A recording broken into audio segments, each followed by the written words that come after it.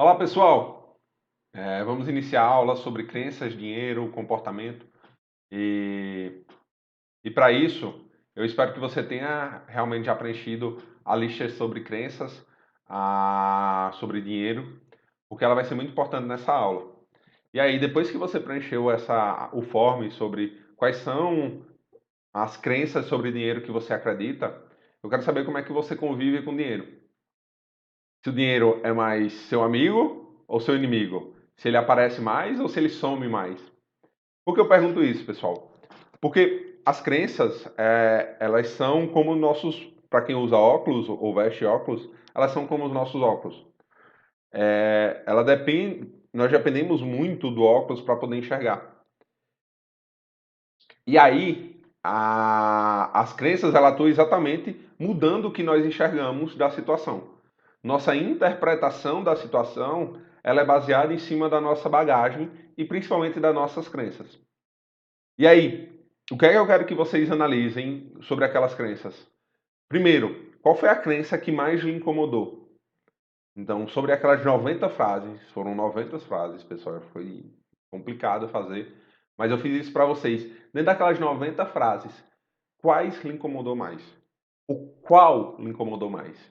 E depois de você escolher uma daquelas frases que vem na sua mente agora, eu queria que você fosse lá no AVA, no nosso Moodle, na nossa plataforma do curso, e descrevesse por que isso lhe incomoda.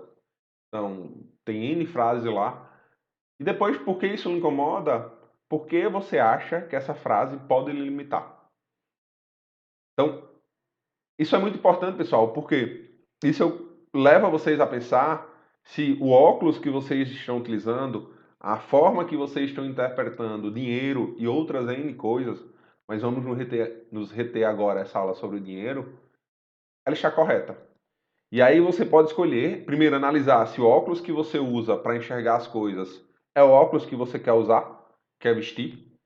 Depois, se ele não for, como é que eu troco esse óculos?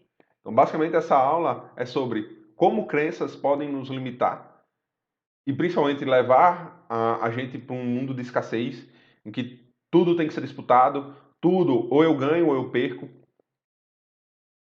tudo tem um tempo, tem que ser agora.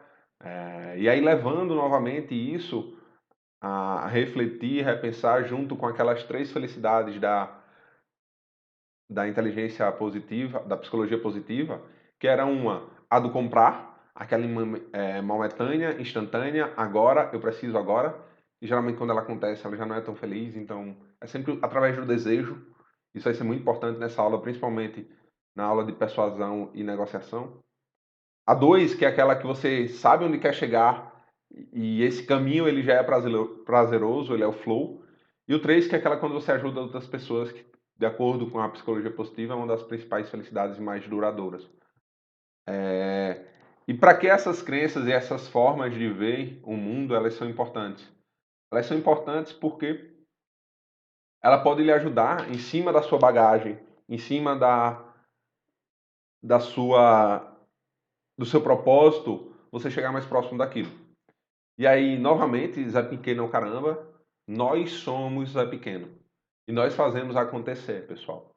E aí, eu quero que, a primeira coisa que vocês tenham em mente é que o sucesso, ele não é acidente.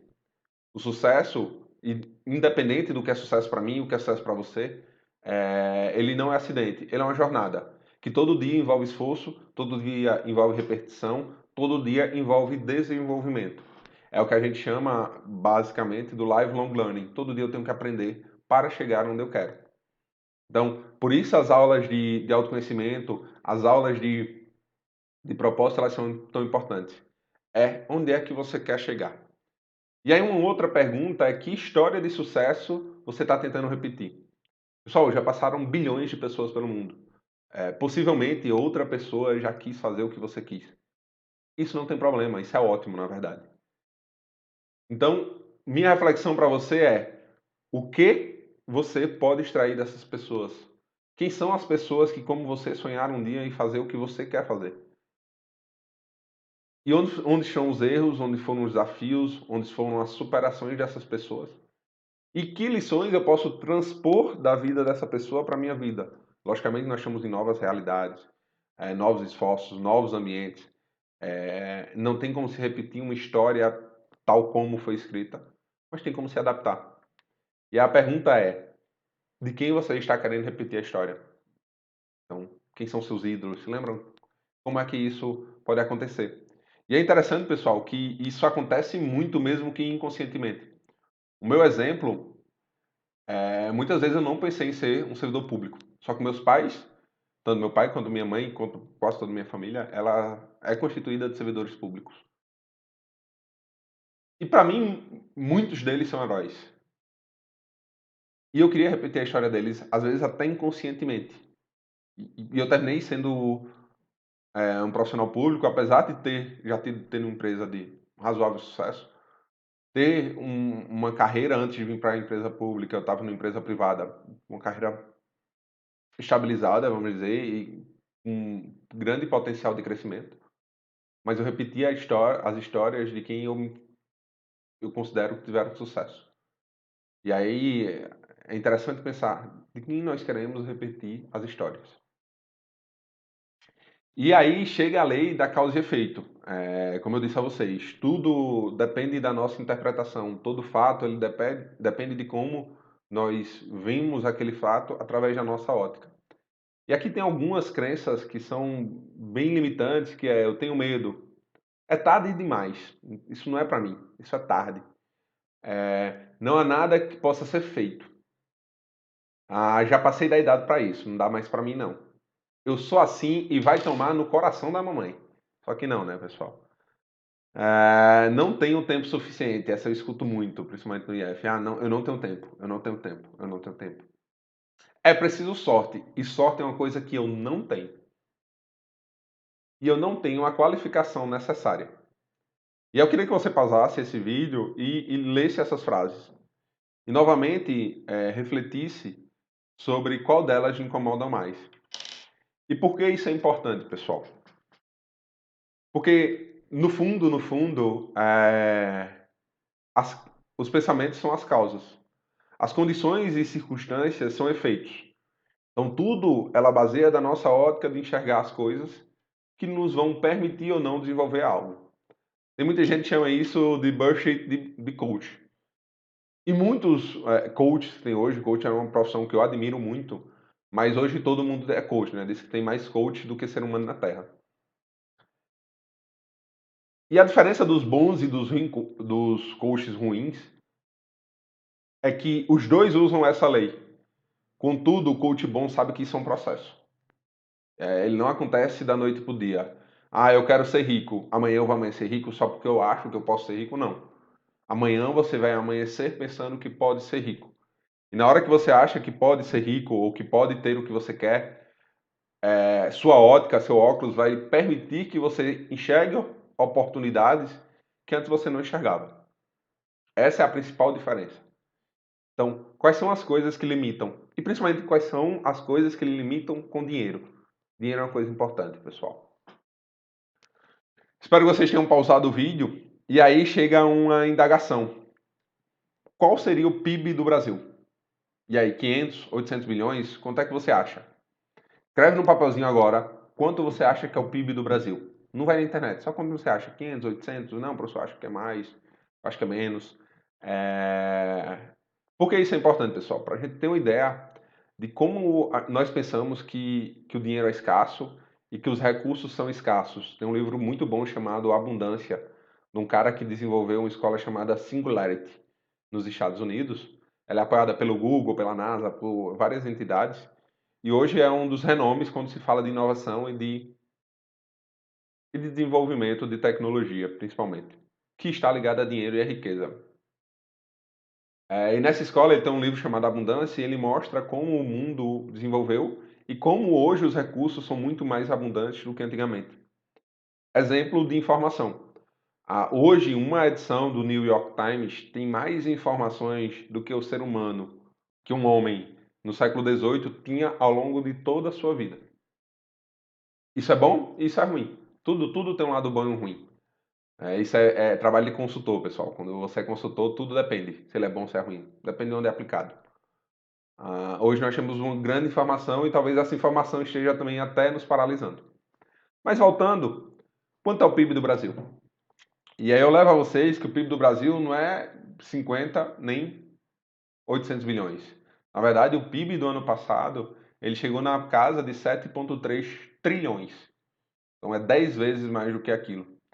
E o que eu chamo a atenção a vocês se vocês repararem a vida dos avós de vocês, dos pais de vocês e a vida de vocês, o quanto de recursos se tem hoje comparado à vida dos pais e dos avós.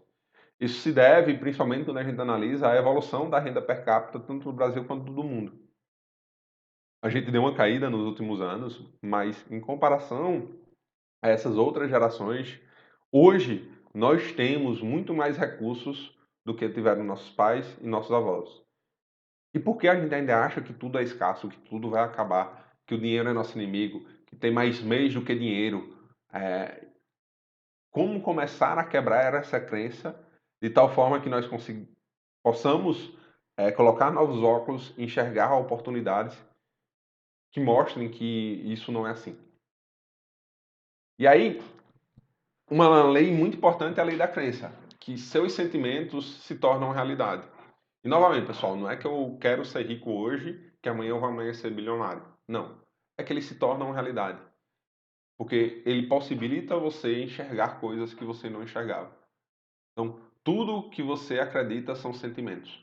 Então, na verdade, seus sentimentos se tornam realidade porque o que você acredita, ele vem dos sentimentos.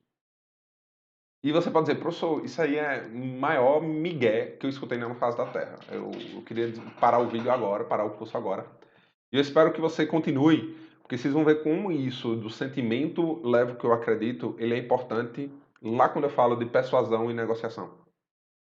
O quanto nós somos influenciados pelos nossos sentimentos e quando isso é bem utilizado ou mal utilizado, eles terminam nos enganando, nos ludibriando e nós perdemos muita coisa. Ou quando bem utilizado, nós conseguimos desenvolver pessoas, traçar um caminho de propósito.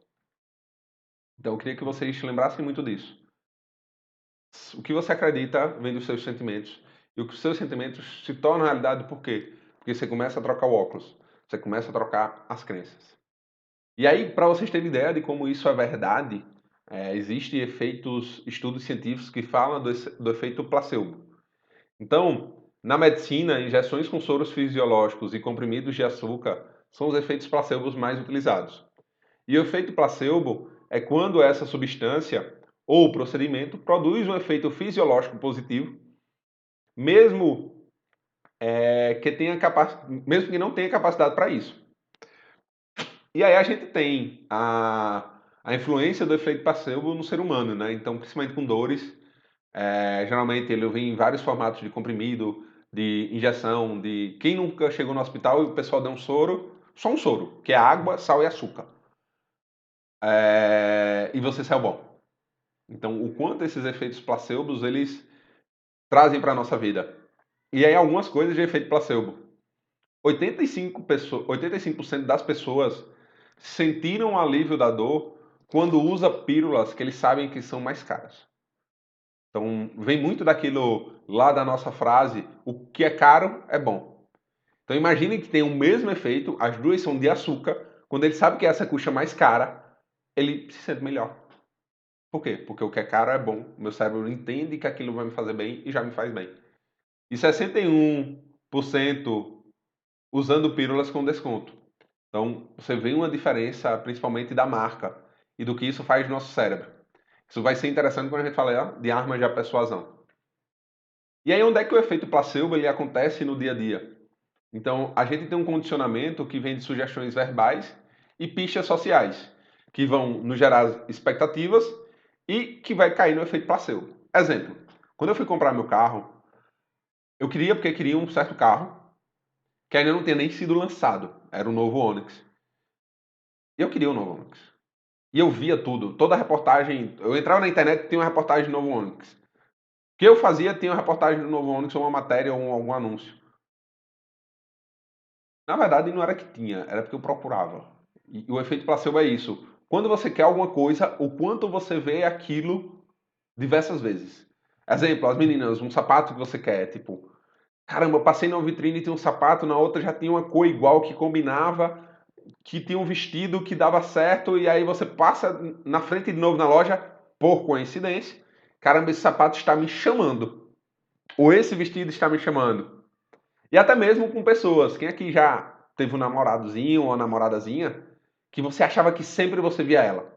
Mas na verdade era você que estava procurando ver ela e achava que isso era uma coincidência e que os astros se alinharam, Júpiter se alinhou com Marte e que isso era um prenúncio de que tinha que ser assim. Na verdade, isso se chama efeito placebo, pessoal. É o nosso cérebro nos enganando para trazer um prazer, um alívio. E é muito importante a gente entender isso porque, novamente, vai depender do que a gente pense e do que a gente enxergue. Isso vem refletindo lá nos nossos sentimentos. Nossos sentimentos se tornam pensamentos, que se tornam resultados. Então, para onde suas crenças estão levando suas realizações? Para onde suas crenças estão lhe guiando? Que farol é esse que está lhe levando para uma certa direção? É a direção que você quer? É a direção que você imagina? Ela está ligada àquele seu autoconhecimento, àquele seu propósito? Eles fazem sentido para você ou não? Isso porque, pessoal, crescer e autodesenvolver é um processo de coragem e autodesafio. Ele tem que ser feito todo dia. Eu comparo isso com a academia. Eu já fui muito fitness e passei um ano sendo fitness. Com 6 meses que eu não fui fitness, todo aquele meu ano se perdeu. E chega a ser injusto na minha mente, porque foi um ano tão esforço, dieta, tudo certinho. Mas autodesenvolvimento é como academia. Todo dia você tem que estar lá, malhando, correndo, fazendo alguma coisa, comendo certinho. Então, dentro disso, a minha pergunta para você é, dado que isso é um combate diário, um esforço diário, qual a crença você quer começar a minimizar hoje? Dentro daquelas crenças que a gente já passou tudo, que crença você acha que mais limita e que crença você quer minimizar hoje? E aí eu quero que você responda isso lá no Moodle, lá na nossa plataforma do nosso curso. E aí o Karnal, ele tem uma frase que eu gosto muito, que o esforço é diário, intenso e repetitivo. É como tomar banho. Quando você deixa de tomar, fede. Não importa, tomei banho durante, no meu caso, 30 anos. Todo dia eu tomo banho, mais de um. Hoje eu não vou tomar banho, vai feder. Quando você vai para a cama, você sente o fedor. E isso é impressionante, pessoal. Isso é igual a quebrar crença. Todo dia ela cresce, todo dia é um esforço diário. Cansa? Depende. Depende se você está chegando onde você quer. Quando ela é um esforço para atender alguma outra coisa que não seja a sua própria vontade, ela cansa, você vai se sentir irritado. Mas quando isso está ligado a um propósito maior, você vê aquela felicidade através do flow. Porque você vai vendo pequenas coisas acontecendo e você vai ficando feliz e vai querendo fazer mais e mais. E aí, novamente, qual é a crença que você quer tomar banho dela hoje? E aí tem uma lógica, que isso é um meme, que é a lógica do japonês e a lógica do brasileiro. Eu gosto muito da lógica do japonês, eu tento empregar, na verdade, ela muito na minha vida, é o banho diário. Que o brasileiro pergunta assim, né? Se alguém pode fazer, por que tem que ser eu? Já, teoricamente, a lógica do japonês é se alguém pode fazer, eu também posso. Então, eu também posso desenvolver, eu também posso construir isso. E aí, que história de sucesso você está tentando repetir? Você pode fazer aquilo. Se alguma pessoa um dia conseguir, você pode. Lógico que tem mudanças de situações, de ambiente, de desenvolvimento, mas você pode construir sua história não tal como aquela pessoa, mas você pode construir sua história tendo sua história e se espelhando em pessoas que você quer fazer. E o último é, se ninguém conseguiu fazer, muito menos eu vou conseguir. E aí, teoricamente, a lógica do japonês é, se ninguém conseguiu fazer, eu posso ser o primeiro. E aí, analisando o seu ambiente, que influencia muito os seus resultados, isso é verdade, níveis de desenvolvimento de pessoas é influenciada pelo ambiente, não tem como falar disso e negar isso. Mas dentro desse seu ambiente, o que foi que não conseguiram fazer e você pode fazer? Você pode desenvolver. O que é que você pode começar hoje? Amanhã não vai estar feito, mas daqui a uma semana, um mês, um ano, quem sabe? E aí, novamente, o livro do Viktor Frankl, eu já mostrei ele para vocês, mas para mim ele é muito edificante nisso, que basicamente é como o ser humano vive ou responde à situação mais degradante do mundo, que para mim é essa situação de campo de concentração, em que você perde toda a sua identidade, você ganha um número tatuado, você não tem mais nome, e que passa por todos os horrores. E basicamente, o livro do Viktor Frankl, ele fala que tudo que foi perdido, ele pode ser reconquistado. As pessoas que sobreviveram ao campo de concentração foram as pessoas que tiveram essa mentalidade de adaptação, porque tudo que me foi tirado, um dia eu vou conseguir reconstruir. Aquelas pessoas que esperavam, ele fala, tem uma passagem, que começavam a dizer, no Natal a gente vai conseguir sair. Aí vai chegando perto do Natal, nada muda, nada muda. E geralmente o que é que acontecia com essas pessoas que tinham um sonho daquele dia ser o dia chave que ia mudar a vida dele? Geralmente, quando ia chegando e não ia dando certo, a crença e a auto-vontade e o esforço das pessoas ia diminuindo, diminuindo. E ele fala que pessoas que determinavam uma data para mudar, terminavam definhando, tipo, mudaram a situação de campos de concentração, terminavam definhando e morrendo logo depois dessa data.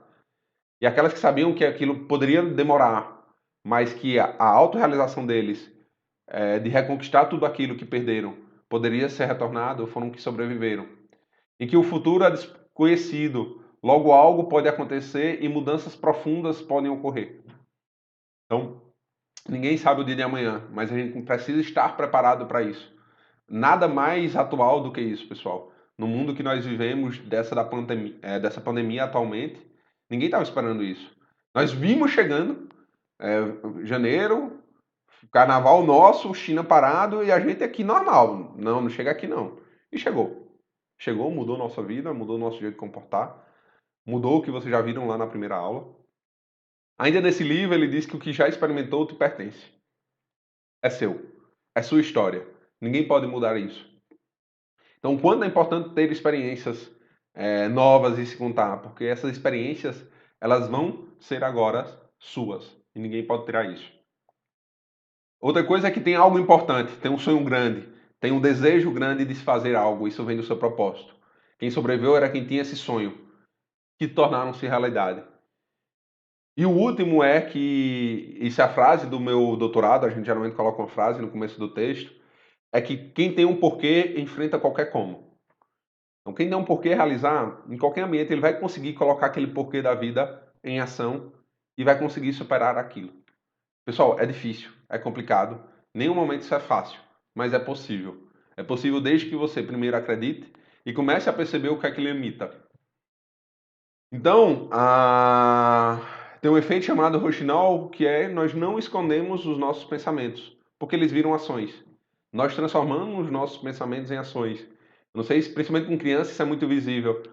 O que é que você tem? A criança está emburrada, ele tem alguma coisa e não quer dizer nada. Quem nunca fez isso? Nós transformamos nossos pensamentos em ações, nossas raivas em ações, nossas tristezas em ações. E o efeito Rochinol diz isso. O que nós pensamos se transforma em ações. Então, é o que é que você está pensando hoje para você e aonde você quer chegar. Isso liga você a seu propósito ou não? Porque, novamente, percepções levam a pensamentos, pensamentos levam a sentimentos, sentimentos levam a ações. E nossas ações é que vão levar ao nosso resultado, que é onde nós queremos ou não. E isso, pessoal, ele vem de um cara que eu gosto muito, chamado Claudio Camozzi, ele quem fez esse frameworkzinho. Para saber mais sobre ele, procura Cláudio Camozzi ou Academia dos Empreendedores. É um cara muito bom que me ensinou muito, principalmente quando eu tive que destravar essa parte de negociação quando eu tive minha primeira empresa. E aí, tá, professor,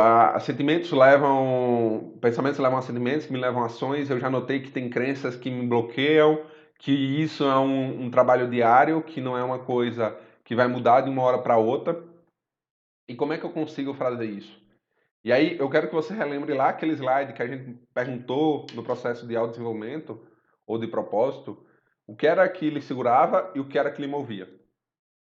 E dentro disso, a gente tem uma nova proposição que é o que você quer é possível. Por que é possível, pessoal? Porque a gente começa a quebrar as crenças. As crenças de que não, isso não é para mim, não, eu tenho medo, não, não chegou a minha idade, não, dinheiro não presta. É possível ter dinheiro, é possível ser digno, é possível ser honesto, É possível, depende de você. A gente começa a quebrar a crença quando nós dizemos sim, isso é possível.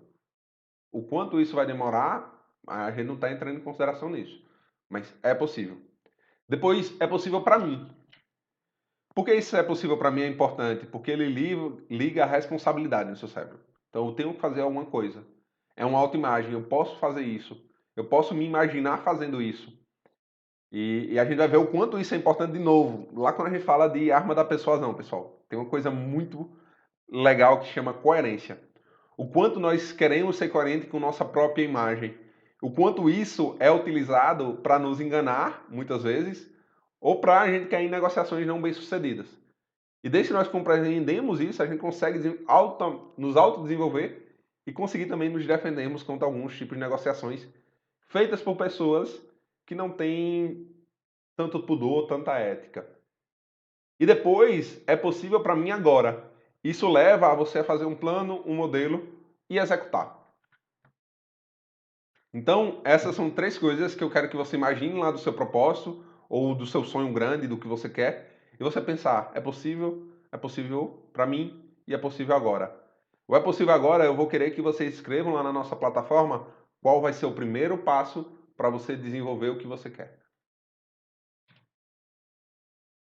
Um minutinho. E aí, eu quero falar de vocês agora que vocês já escolheram um primeiro passo sobre hábitos angulares. Isso era escrito num livro muito bom chamado O Poder do Hábito. Que hábitos angulares são aquele que, depois de implantado em sua rotina ou de qualquer pessoa, promove mudanças em outras áreas que não necessariamente tenham ligações com o hábito.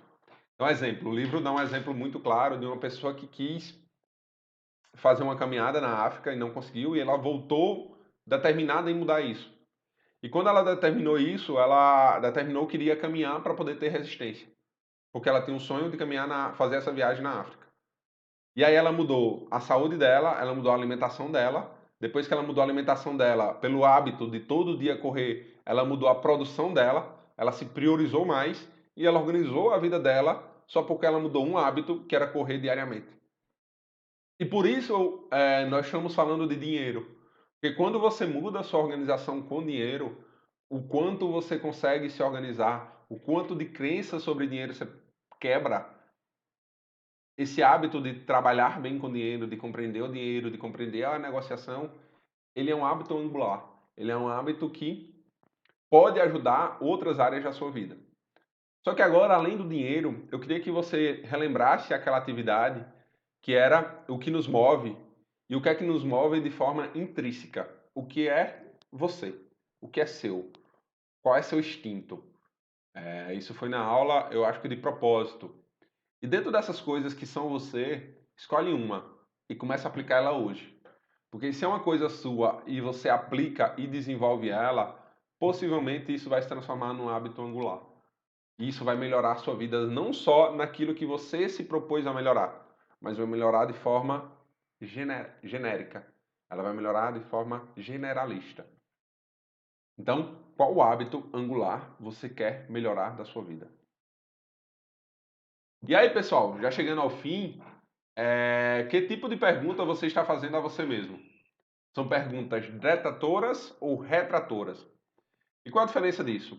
A diferença está em como seu cérebro se comporta. E aí muita gente pergunta, por quê? Por que eu? Por que isso? O que está acontecendo comigo? E eu queria que vocês pensassem de outra maneira. E para mim isso teve muita influência. E em vez de perguntar por que isso, qual a maneira mais simples e eficiente de resolver esse problema? Como é que eu posso sair dessa situação?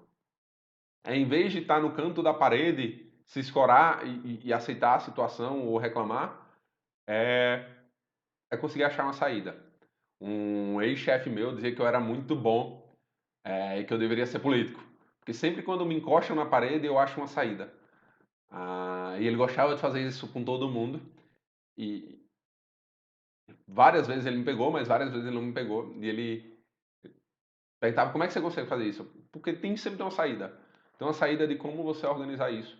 E principalmente quando a gente liga isso e a próxima aula, que são negociações ganha-ganha. Tem como todo lado ganhar. Porque normalmente a gente está ligado à negociação, é uma negociação que um ganha e outro perde. Quando você muda essa crença também, que a gente vai trabalhar na próxima aula, que é o ganha-ganha, que os dois podem ganhar, ela muda a sua vida, desde que você saiba se perguntar qual é a maneira mais simples e eficiente de resolver este problema ou este desafio. Então, eu queria que vocês mudassem do eu não consigo, eu não consigo aprender isso, eu não consigo aplicar isso. Eu não consigo aplicar nada desse curso quando voltar às aulas. Na pandemia agora tá fácil. Eu queria que vocês mudassem disso para eu consigo não. Eu consigo não. E aí você veja o quanto isso muda na sua vida. Tipo, eu consigo não aplicar isso ou eu não consigo. Qual a diferença dos dois, pessoal? Um é transitório. Então, eu não consigo, ele é estado. O outro, eu não consigo aplicar isso nas férias ou nas aulas. Para eu consigo não aplicar isso nas férias, ele vem de uma outra forma, ele é estado. E ele não é estado, ele é transitório, ele pode mudar, desde que você se esforce. Então, lembrando, vaca não dá leite, não existe fracasso, apenas resultados. Eu queria muito mais interações lá no nosso grupo do curso, porque o que realmente, como nós realmente aprendemos através de conversas, debates e colocando em prática. Queria muito, pessoal. Coloca. A gente vai ver que tem um efeito de arma da persuasão que é interessante, talvez vocês não estejam interagindo. E eu queria que vocês começassem a interagir, e a gente vai falar disso na próxima aula. Respira, não pira, ainda tem muita coisa. Eu espero vocês.